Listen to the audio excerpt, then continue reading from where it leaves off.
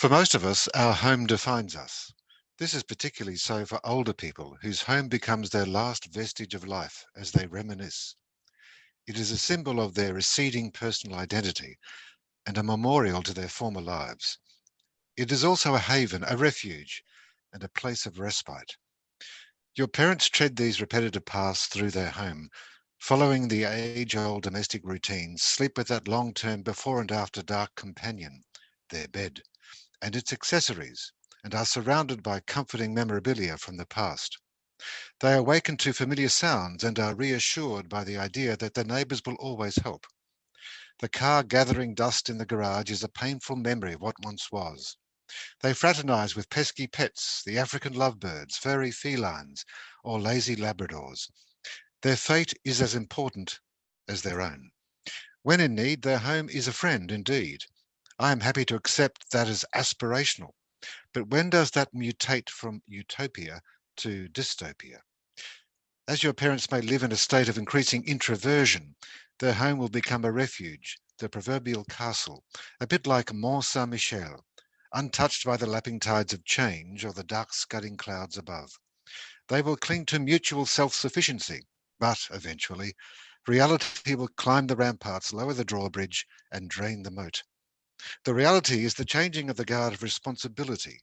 They are and wish to remain responsible for each other, their annual guardians. At some stage, however, that will not be possible. The responsibility will then have to be delegated to the serfs, the adult children, with a little bit of hired help from home carers. The breakdown of the aspiration evolves from the onset of physical reality. They can't look after the other anymore. The first sign, usually, is the ubiquitous fall, another big F word. They are no longer impregnable. They are now vulnerable. You will have to carefully unpick their dream weaving. For the adult children, these events come with a test of their devotional duty. As their parents' needs grow, the children are engaged in an increasingly stressful balancing act. Their parents' fragility and fanatical desire to stay, and the looming reality of the home becoming a disaster zone, or at least one waiting to happen. Discussing the birds and the bees with your teenage children is a parental discomfort which many parents avoid. It is nothing compared to the unavoidable and uncomfortable "it's time" discussion with your parents. Welcome to the Good Reading Magazine podcast. Good Reading is a monthly magazine dedicated to books and reading and aims to help readers discover their next favourite book. You can find out more about the books discussed on today's podcast at goodreadingmagazine.com.au. Hello and welcome to the Good Reading Podcast. My name's Greg Dobbs. Today I'm talking with Brian Hurd about his book, Avoiding the Aging Parent Trap, Essential Information and Solutions. It's published by Big Sky. Brian Hurd is a lawyer working for more than 20 years at the frontier of elder law and specialises in the disputes and dysfunction brought on by ageing parents. Brian is a passionate advocate for planning for ageing. Brian Hurd, welcome to the Good Reading Podcast. It's a pleasure to be here, Greg. Thank you for the invitation. I've got to start with your intention with this book, Brian. What were you hoping to achieve by writing this book? It came out of some despair in some ways because, as you mentioned before, I've been practicing in elder law or law relating to older people and their families for over 20 years. And what I've discerned from that time is two cultural aversions that we have as Australians. Firstly, a failure to confront the future. As a result of failing to confront the future, we fail to plan for the future. So we have our elderly parents who wait for something to happen, and we as adult children seem to watch them waiting for something to happen. That's a cultural aversion we many have in terms of both our own future and our parents' future. The second aversion we have is a factual aversion. That is, we don't accept that there are consequences to living longer. The longer you live, the more you'll go through what's called a frailty creep. That is, the longer you live, the more frail you become. It's a way of nature. The result of that frailty creep, unlike previous generations, is that we enter what's called dependency. We become dependent on other people because of our frailty. And then when you overlay the propensity for older people to contract dementia, you start to realize that the ambit of dependency is huge. And it's all because we live longer. But because we don't face these two aversions, we then end up as families in what I call a sea change, Greg. That's not SEA, that's capital C. Capital C stands for crisis. We end up in crisis management mode because we haven't planned for these. And as a result, families become frantic and they start to flail and they fail as a family. My work is full of families who have failed. They've failed in addressing the future now. The classic phone call, Greg, you may remember it, I don't know. The hospital rings and says, your mother's in hospital, she's had a fall, there's nothing more we can do for her, but she can't go home.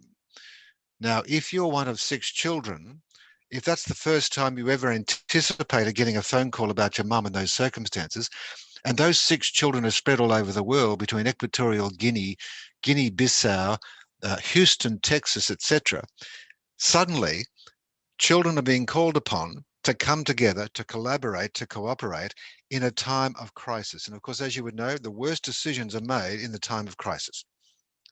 And that's what many Australian families go through, that sea change mode. And that was the inspiration for your book, I gather. That was the inspiration for my book. The thrust of the book is to give us as a family a sight of the future, to forewarn us about what's going to happen, and then to forearm us in relation to that. So it's a solutions book as much as an analysis book. Quite early in this book, Avoiding the Aging Parent Trap, you use the term family governance.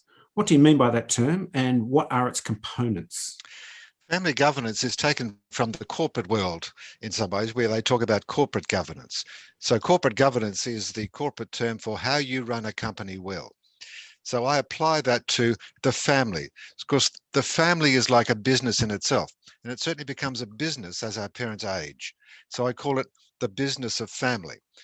Good corporate governance or family governance means, as I indicated before, accepting what these issues are that we have to confront, and then going through a family planning exercise.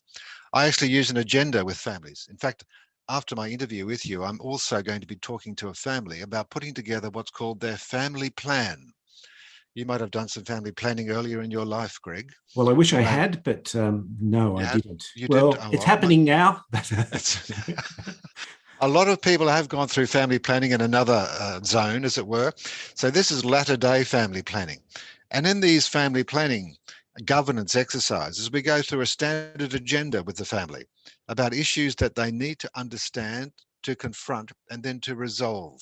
And then we do it up in a form of an agenda, and then we have minutes of the meeting. So everyone is on the same page about what they need to know in terms of the options for their parents and what is best for their parents, hopefully in consultation with their parents, who are still able to do that perhaps. So family governance is simply the family coming together in the business of their parents' later life. And just reading through a list of suggestions that you provide in the book, there's a couple that really struck me, and I kind of immediately thought, why didn't I think of that? The first one is show some courage, raise the issue. That's right. It takes courage to go to your parents and say to them, Mum or Dad, I think you need help. And the inevitable response from a parent, I know, I've been through it, is I'll let you know when I need help. So the parents will be resistant. They will be in denial. Not only that, the more you harp on about it, the more they'll think you have some sort of subterranean motivation, some illicit agenda. Before you have the courage to raise it with your parents, it really helps, however, to have the courage to raise it with your siblings. Because if you can get your siblings on side to address your parents, the parents suddenly see that all the children are now coming to them as opposed to one of them. If only one of you go to the parents, that is all sorts of subject to frailties and difficulties, which the parents can run a D9 dozer through. But if all the children come together to the parents and show that collective courage, that can convince the parents more than simply one of you in a one-off situation approaching the parents. And that leads me to the next suggestion, or one of the next suggestions, which is it doesn't matter if you don't like or get along with your siblings, be inclusive, not exclusive, as much as it may rankle. That's right. It is so important because in every family, usually a function of the size of the family, there are going to be views we have about our siblings, some good, some not so good. And some views we have about them are to the extent that they would be useless when it comes to the issue of supporting our parents. So you don't even confront them or in fact raise it with them because you just have this presumption they'd be useless.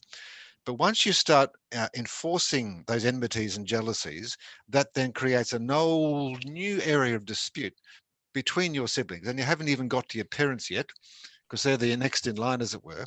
So to the extent that you've got to accept that your parents' best interests are the best interests of the siblings collectively, you've simply got to repress those underlying feelings and views you have about your siblings for a loftier purpose. The loftier purpose is the best interests of your parents. So that requires also a certain amount of courage as well in order to push that aside in terms of your views and confront your own siblings with what's really important here, not each other, but our parents. So let's do it together. Let's collaborate as opposed to create dissension or dysfunction. Get help for your parents to identify what could be in store for them. Yeah. What do you mean by that? What I mean by that is I also have discussions with parents about the do nothing approach to life. In other words, it's a bit like aversion therapy. What happens if you do nothing about A, B, C, and D, parents? The consequences of doing nothing about these things are really bad. So bad, in fact, that if you're concerned about leaving a legacy where people will say nice things about you at your funeral, and they will say it genuinely, then you need to do something. If you do nothing about confronting the future as parents and accepting the realities of aging, then the reality will that your children will regard your legacy as an implosion. In other words, what you have done by doing nothing is left all these problems to your children. You have bequeathed them with problems. And that is no good for your family. The legacy that leaves is a legacy of implosion for your family. So if that's the legacy you as parents want to leave, do nothing. But if it's not the legacy you want to leave, then do something. And these are a few somethings that I'd suggest you do. And those somethings are things like legal things you should do, because dying without legal things is very, very bad. We'll come to that in a moment. But before we finish on this topic, how soon is too soon? How soon is too soon? When either or both of your parents are starting to show signs of frailty. For example, if your mother says to you, as my mother said to me one day, your father is becoming really difficult. He's very demanding. He requires all these things that I do for him, and it's really affecting my health. I'm getting depressed. When those sort of conversations are had, even if you simply ask your mum or your dad, how are you? How are things going? Eventually they'll say to you, not well. They will, because they won't be stoic forever. So when that point is reached, that's the point to start pressing the button. That's the point to start getting this agenda, getting your siblings on board, and to start raising the issues with your parents, because at least one of your parents can see, because of the stress and strain on them, that they need to confront it themselves, let alone for their partner or their spouse to confront it. So those first trigger points are easy to identify. Don't wait for the fall. The fall can be too late, that big F word. The reality is do it before then. Once you see the change in patterns of their conduct or behavior, once you see things like unusual things like, putting the washing in the fridge, that sort of thing is a sign that things are going awry. So when you see those awry signs, that's when it's time. The art of family diplomacy, it's quite complex. And it's funny that just seeing that term written down, family diplomacy, it immediately makes sense. And you raise this issue of a family harmony agreement. What is it? And what are its typical components? How does it work? It is a document, and I emphasize it's a document. It's a written document because too few families document their relationships. We have an aversion to doing that. But this is a document that documents, as a result of our family planning meeting, what the aspirations are of the family. In other words, can we come together on what is best for mum and dad? Can we all agree on that? And the document really just records what those aspirations are. And because it's in writing, it's a permanent record of what all the family have agreed are the mutual aspirations of everyone, the individual aspirations of mum and dad, and that everyone is on the same page. That's really important because that's the basis for ongoing harmony. It's the basis for ongoing decision making, where everyone is saying, this is the theme of our family reflected in this harmony agreement. And this is how we're going to act, inconsistent with anything else we may think about it, but consistent with what we've agreed is the way to maintain our family harmony in the future against the strains and stresses that we are going to confront as our parents become more frail. The pressure increases. And this is like an aspirational dream you stick on a fridge, and know that that is the basis upon which all decisions will be made in relation to your parents' future. It's really useful. Let's talk now about another really important document, which is a will and the consequences of not having a will. Yes. Your book contains a great deal of real life scenarios involving the consequences of not having a will. And one in particular, which I think might resonate with many people, is not having a will with the rising spectre of dementia. Yeah. In legal terms, what are the perils of not having a will with respect to dementia? Yeah. The legal perils of not having a will at all are that you die without a document that says what you want to happen to things that you own when you die. And the result of that is, because you haven't said what you want, the law steps in and says what you want. And the law says, if you die without a will, the first this is in Queensland, the first $150,000 of your estate, plus what's called the household chattels, will go to your spouse if you have one. The rest of your estate will be split equally between your spouse and your children. So suddenly, on the day you die, by not having a will, your children become immediately entitled to a share of your estate. Now, that may not please your mum or your dad, the surviving spouse. And in fact, I have cases where it was disastrous because the only asset of the estate was a house owned by the husband. It was just in his name. And he died without a will. The consequence of what the house was the only significant asset, therefore that asset had to be shared with the other children, as well as mum. The consequence of that was, of course, the house had to be sold. So mum was out on the street because dad didn't do a will, and as the result of that law. Now, dementia complicates it as well, because if you do nothing, that is in many cases a conscious decision. That is, I decide not to do a will. I want to leave a legacy of implosion to my family. But if dementia intercedes before you make the decision to have a will, it's too late. Because if you have dementia and that dementia is such that it interferes with your ability to make decisions, such as to understand what is a will, what should I put in my will, and is it fair and equitable as between people who would expect to be provided for in my will? If you're at a point with dementia where you can't understand those principles, you simply cannot make a will.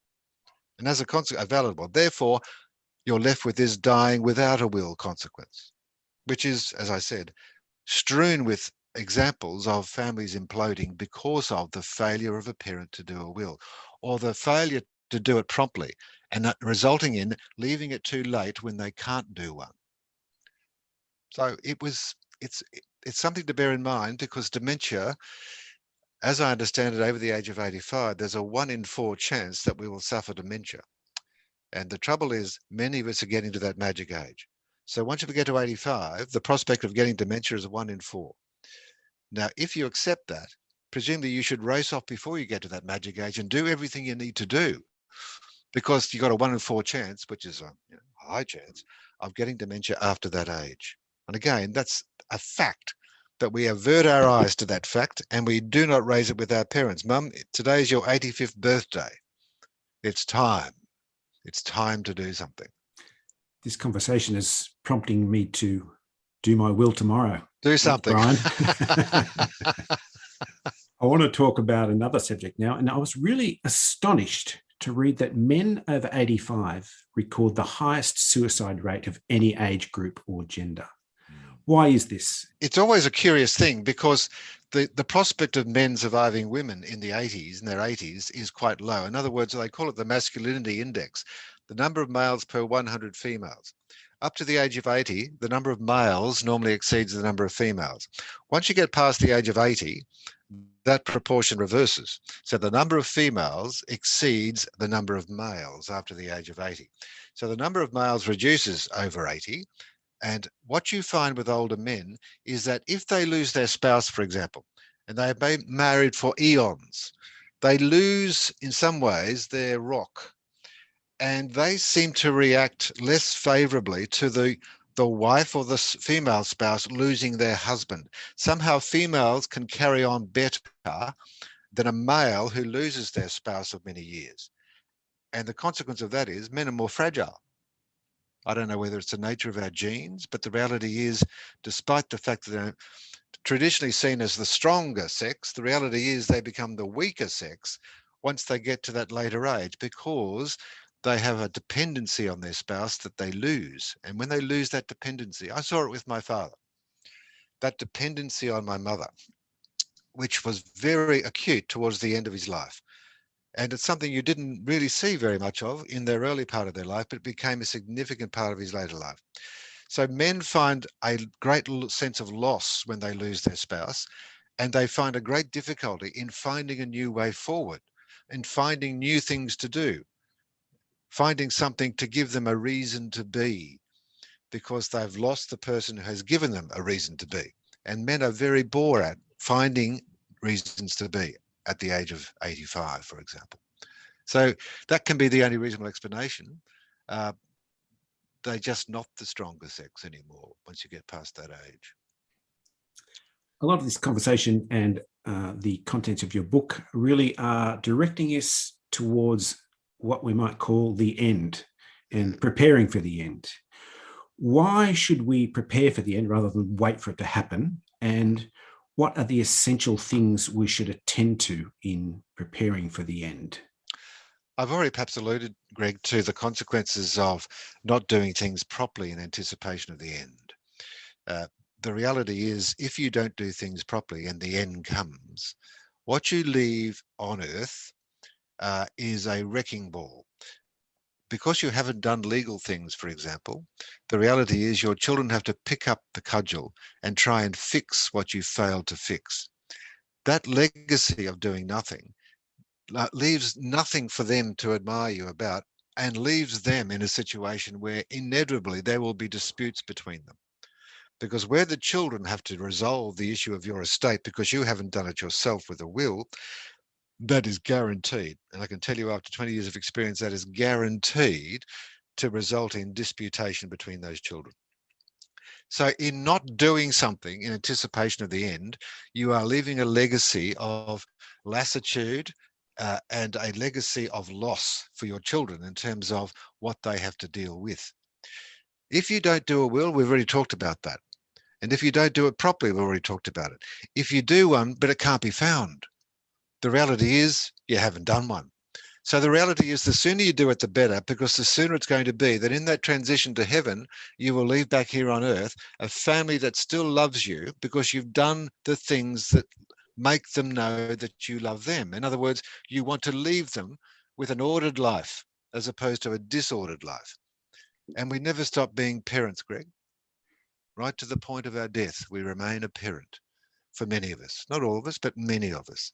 So that parental responsibility goes to the point of death.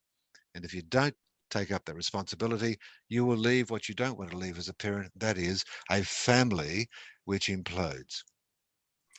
Brian, I've got to say, the degree and the amount of wisdom contained in this book is immeasurable. And thank you for joining me on the Good Reading podcast.